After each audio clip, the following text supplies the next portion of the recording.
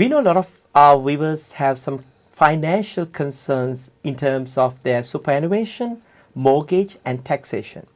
So today we have invited one of the directors from Tomorrow's Financial Solutions, Mrs. Sonali Rodrigo, to talk about superannuation.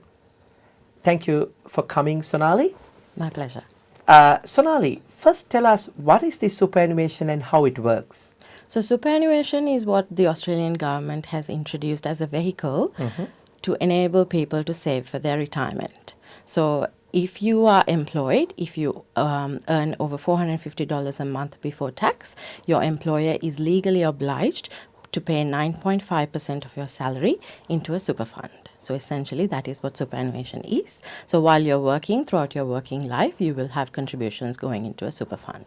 Now, when someone is selecting a super fund, what are the factors that they should specifically consider? Yes, there are several factors that people should consider when looking at a super fund. First and foremost is obviously fees. So super fund managers charge a variety of fees. So there's administration fees, investment management fees, switching fees, exit fees. There are a variety of fees that get charged. So when you're looking at your fund, you need to make sure that these fees are reasonable and you're not paying excessive fees. Another thing you need to consider is the investment options. So some funds have 5 to 10 investment options. Some funds have over 100 investment options. So sometimes you don't really need that many if your balance is quite small. Whereas if your balance is a significant amount, you might want to spread it across a couple of options. So you need to consider that as well. Another thing you need to consider is whether they offer insurance and how much the insurance premiums are. So because so people during their lifetime have families and mortgages, so insurance is an important aspect, and a lot of people have it through their super fund. So if you can get good quality insurance through your super fund, that is something you need to consider as well, and how much you need to pay for that. So these are the main 3 options that you would consider when you're looking at a super fund. Now, Sonali, I know some people operate multiple super funds. Do you recommend it?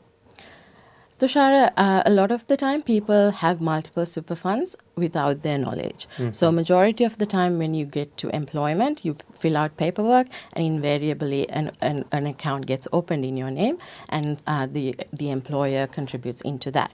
So typically people, when they change jobs, they don't tell the employer where to contribute to, so then they have multiple super funds. So it's usually not recommended because a lot of the time you're duplicating the fees. So what you should look at is consolidating your super funds into one account and operating that throughout the life of your working life. What would be the easiest way for them to consolidate? Yeah, so the ATO has made it quite easy for you to find lost superannuation accounts. So what you should do is log into your MyGov account, and if it's linked to the ATO, you should be able to see a list of the super funds that you have in your name, and then you can select the super fund that's most appropriate for you and consolidate the other ones into that. Now, things to be mindful of when you're doing that: any insurance that you have within the other super funds will automatically get cancelled upon rollover, so you need to make sure that you have adequate insurance.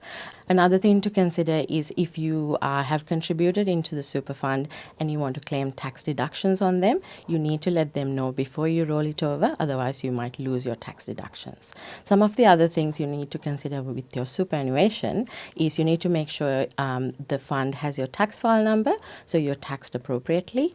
You need to look at your beneficiary nominations. That means if you were to pass away, who would get your account balance? You need to make sure that you have told the super fund who you want it paid out to. Now, this is usually fine if it's a husband and wife and it's a simple matter, but if you have second marriages or things like that, things can get complicated. So you need to make sure that you look at these things and make sure it's in order.